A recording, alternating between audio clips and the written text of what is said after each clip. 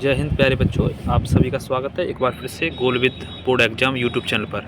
प्यारे बच्चों, इस चैनल पर निरंतर क्लास 10th की तैयारी कराई जा रही है और सभी सब्जेक्ट की महत्वपूर्ण प्रीवियस ईयर्स और बार बार आने वाले प्रश्न की वीडियो डाली जा रही हैं, तो निश्चित रूप से आपके लिए लाभकारी होंगी।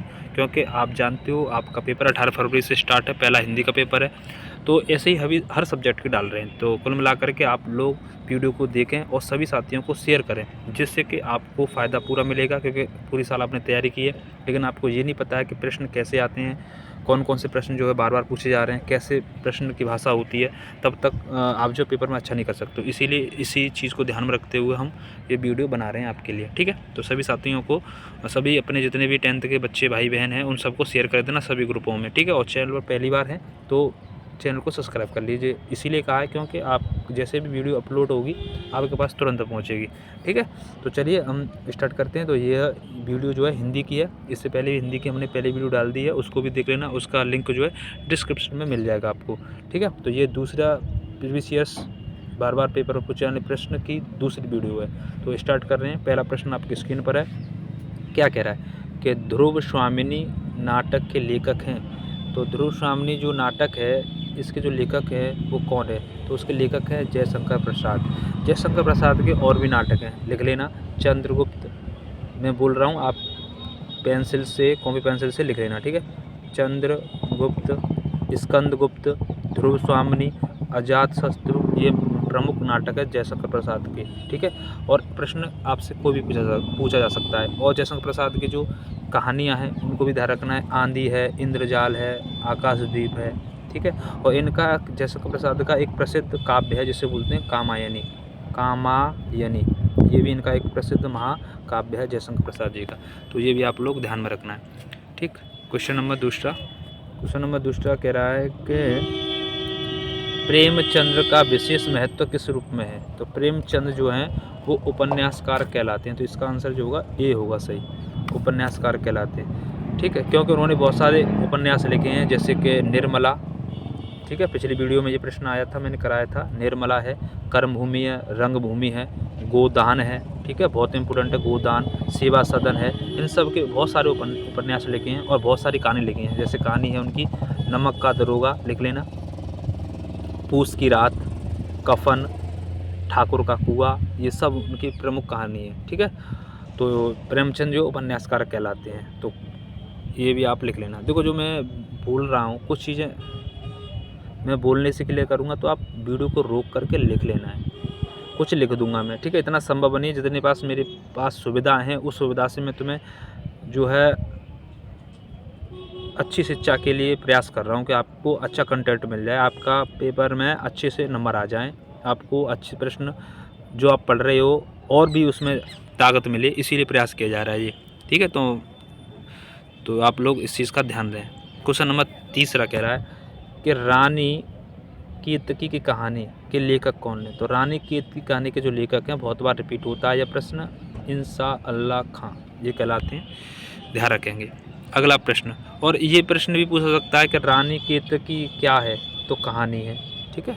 चलिए अगला प्रश्न कह रहा है चौथा, कि निम्नलिखित में से गद्य की विधा नहीं है। मतलब गद्य में क्या नहीं आता है? तो गद्य में देखो उपन्यास भी आते हैं, एकांकी भी आती है, नाटक भी आते हैं, लेकिन महाकाव्य नहीं आता है। तो इसका आंसर ए सही होगा। महाकाव्य नहीं आता है और न कविता आती है, क्योंकि उसमें लय होता है, ठीक है। जिसमें लय हो, तुक हो, तो वो गद्य में नहीं आता है, ठीक है। अगला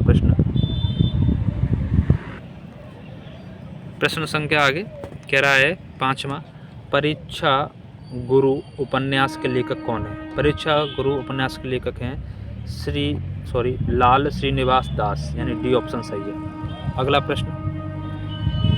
प्रश्न कह रहा है रामचंद्रिका के रचनाकार। ये पिछली वीडियो में आया है, बहुत बार रिपीट होता है। रामचंद्रिका किसने लिखा है? तो केशव दास ने, यानी इसका आंसर बी सही होगा, लिख लेना, बहुत बार रिपीट होता है। इसके बाद अगला क्वेश्चन नंबर 7वां, ये भी पिछली वीडियो में मैंने करवाया है, ये भी बहुत बार रिपीट हुआ है, ठीक है। कह रहा है कि तार सप्तम में कितने कवियों की रचना संकलित की गई है? तो तार सप्तम में 7 कवि आते हैं। कितने कवि आते हैं? 7 कवि, ध्यान रखना। और 7 कवियों को राहों का अन्वेषी कहने वाले थे अज्ञ, ठीक है। ये भी लिख लेना। राहों का अन्वेषी कहने वाले थे अज्ञ। ठीक है, चलिए अगला प्रश्न, क्वेश्चन नंबर 8वां कह रहा है, बढ़िया प्रश्न है, कह रहा है कि द्विवेदी युग किसके नाम पर पड़ा है। द्विवेदी युग जो है आपको बता दूं 1900 से 1920 तक का युग कहलाता है और ये पड़ा है महावीर प्रसाद द्विवेदी, क्योंकि उन्होंने 1903 से 1920 तक जो है सरस्वती पत्रिका का संपादन किया था। ठीक है, सरस्वती पत्रिका का जो है ना वो संपादन किया था, तो इसीलिए इनके नाम पर युग पड़ा था। और ये एक संपादक भी हैं, निबंधकारक भी हैं, कहानीकारक भी हैं। ठीक है, महावीर प्रसाद द्विवेदी, सी आंसर सही होगा। अगला प्रश्न, तो जितना भी एक्सप्लेन करा रहा हूँ वो आप कॉपी में लिखते जरूर जाना है। ये मत देखना कि मैं एक क्वेश्चन है, बाकी के अलावा और भी क्वेश्चन का एक्सप्लेन करा रहा हूँ, वो सटीक प्रश्न होंगे जो कि आपके 18 फरवरी वाले पेपर में बहुत ज़्यादा पेपर में आने की संभावना हो सकती है। अगला प्रश्न कह रहा है कुरुक्षेत्र के रचनाकार कौन है। तो कुरुक्षेत्र मैंने पिछली वीडियो में भी बताया था, रामधारी सिंह दिनकर की रचनाएं बताई थी, तो उसमें कुरुक्षेत्र का भी नाम लिया था, क्योंकि आप लोग पूरा वीडियो जब देखोगे सुनोगे तो आपको निश्चित रूप से बहुत लाभ होगा, आज आपको पूरा याद हो जाएगा। मैं कह रहा हूँ, पक्का कह रहा हूँ, आप ध्यान से सुनोगे तो एक जगह मोबाइल रख के उसको सुनो, ईयरफोन लगा लो कानों में और कॉपी पेंसिल लेकर के लिखते जाओ और सुनो। ठीक है, तो रामधारी दिनकर की कुरुक्षेत्र भी है रचना, हुंकार भी है, रेणुका भी है, लिख लेना, और उर्वशी भी है, और उर्वशी पर इनको ज्ञानपीठ मिला है, ध्यान रखना, और इनके निबंध भी हैं, संस्कृत के 4 अध्याय। ठीक है, और अर्धनारीश्वर इन्हीं की जो है क्या नाम है रचना है, अर्धनारीश्वर। ठीक है, उसको भी ध्यान रखना है। तो ये है रामधारी सिंह दिनकर, और इनको आधुनिक काल का राष्ट्रकवि कहते हैं। वैसे राष्ट्रकवि का दर्जा गांधी जी ने मैथिली शरण गुप्त को दिया था, तो इतना आप लोग ध्यान रखना। अगला प्रश्न नंबर जो दे रहा है, आगे दे रहा है, कह रहा है कि बिहारी ने किस भाषा में काव्य की रचना की। तो बिहारी जी थे ना वो ब्रज क्षेत्र से थे। ठीक है, बिहारी की जो है सतसई बहुत ज़्यादा प्रमुख रचना है। चलिए अगला प्रश्न नंबर आगे कह रहा है कि हास्य रस का स्थायी भाव है। तो मैंने बताया था आपके सिलेबस में 10th में 2 रस हैं, एक तो हास्य है और एक है करुणा, तो दोनों का स्थायी भाव पूछता है। तो देखो हास्य का जो होता है वो हास होता है, और करुणा का जो होता है वो शोक होता है, तो आपको ध्यान रखना है, 2 ही हैं, सिंपल है, हास्य का हास, करुणा का शोक। ठीक, चलिए अगला प्रश्न, अगला कह रहा है 12वां प्रश्न आपकी स्क्रीन पर है, थोड़ा सा बड़ा कर दे रहा हूँ। चैनल पर पहली बार हो तो भैया चैनल को सब्सक्राइब जरूर कर लें, और अपने सभी जितने भी 10th के भाई बहन हैं उन सबको शेयर कर दो। देखो जब तक आप शेयर नहीं करोगे तब तक हमें भी मोटिवेट नहीं मिलेगा, आपके लिए आपके कहने पर वीडियो हम बना रहे हैं, और आप जब तक सब बच्चों को नहीं पहुँचाओगे तो सबका तब तक हमें अच्छा नहीं लगेगा, और हमें फीडबैक भी तो मिलना चाहिए कि हाँ आप लोग देख रहे वीडियो को, और कमेंट करके भी बताया करो कि वीडियो कैसा लग रहा है, तभी तो हम आपके लिए अच्छा से और वीडियो बनाएंगे। ठीक है, तो चलिए 12वां प्रश्न कह रहा है कि चौपाई के प्रत्येक चरण में मात्राएं होती हैं। तो देखो चौपाई जो छंद है वो सममात्रिक छंद है, लिख लेना, इसके 4 चरण होते हैं, 4 चरण तो इसके 4 होते हैं, और इसके 4 चरण में प्रत्येक चरण में जो मात्राएं होती हैं वो 16 मात्रा होती हैं, इसीलिए आंसर क्या होगा बी। इसके अलावा मैं और बता दूं, एक और आता है सोरठा, इससे जो बोलते हैं वो अर्धमात्रिक छंद बोलते हैं। इसके पहले और तीसरे चरण में 11 मात्राएं होती हैं, लिख लेना ये बातें, मात्राएं होती हैं 11, और दूसरे और चौथे चरण में इसमें 13 जो है मात्राएं होती हैं। ठीक है, किसमें, सोरठा में, और सोरठा का उल्टा होता है दोहा, ये भी ध्यान रखना, सोरठा का उल्टा कौन सा होता है, दोहा। तो दोहा में पहले और तीसरे में 13 मात्रा होंगी, और दूसरे और चौथे में 11 मात्रा होंगी, लिख लेना ये बात। ठीक है, चलिए नेक्स्ट चलते हैं आगे।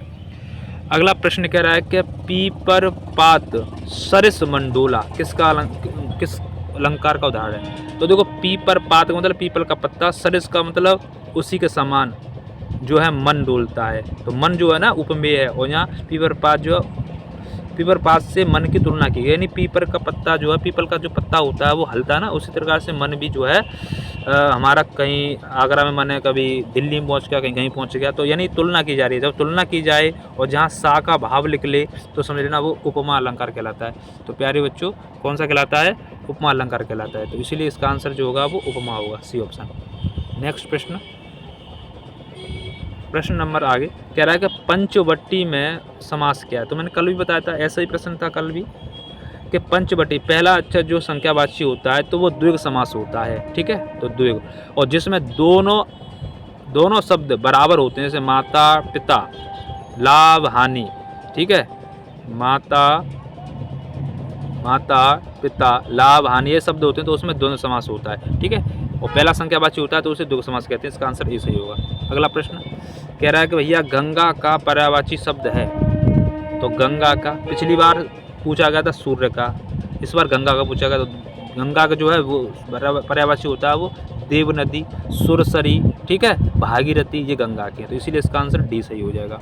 अगला प्रश्न नंबर 16वां कह रहा है कि अभिमान में उपसर्ग क्या है। तो मैंने तुमको बताया था उपसर्ग किसे कहते हैं, जो शब्द के आगे लग करके उसके अर्थ को बदल देते हैं, उसे उपसर्ग कहते हैं। और प्रत्यय किसे कहते हैं, जो शब्द के पीछे लगते हैं, ठीक है, ध्यान रखेंगे। तो इसमें उपसर्ग कह रहा है तो आगे कौन लग रहा है, अब है, तो अब इसमें जो होगा उपसर्ग कहलाएगा, बी ऑप्शन। अगला प्रश्न कह रहा है कि तद शब्द की चतुर्थ विभक्ति एक वचन पुल्लिंग रूप क्या होगा, ठीक है। तो आपको इसको पूरा रूप आपको आना चाहिए, क्योंकि कोई सा भी रूप इसमें पूछा जा सकता है। तो मैं आपको बता दूं,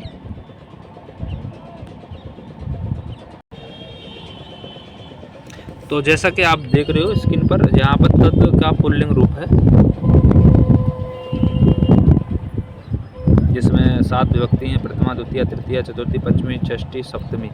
तो इसमें पूछा गया चतुर्थ का क्या होगा, तस्मय होगा, ठीक है। तो बाकी सबको लिख लेना, कोई भी इसमें कुछ भी पूछा जा सकता है, ठीक है। तो आप लोग इसको लिख लेना, सारी विभक्तियों को, 7 विभक्ति होती हैं और कोई सा वचन पूछा जा सकता है, ठीक है। चलते हैं अगले प्रश्न की तरफ।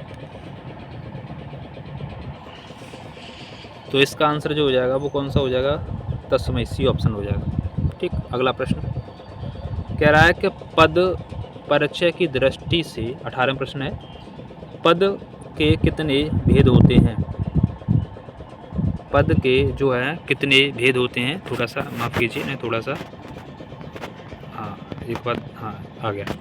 तो पद के कितने भेद होते हैं, कह रहा है पद परिचय की दृष्टि से पद के कितने भेद होते हैं। तो 5 होते हैं। कितने होते हैं, 5।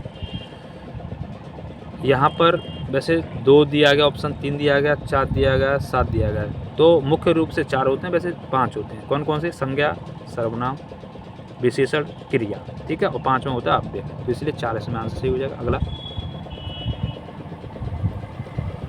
क्वेश्चन नंबर 19 कह रहा है कि कृत्य वाच्य में किसकी प्रधानता होती है। तो जिसमें कृत्यवाच्य में कर्ता की होती है, ठीक है, और कर्मवाच्य में कर्म की होती है, और भाववाच्य में भाव की होती है। 20वां प्रश्न कह रहा है, लास्ट है जी, कह रहा है भाषा की सबसे छोटी इकाई क्या होता है। तो वर्ड या अक्षर कहते हैं उसे, ठीक है। तो डी ऑप्शन।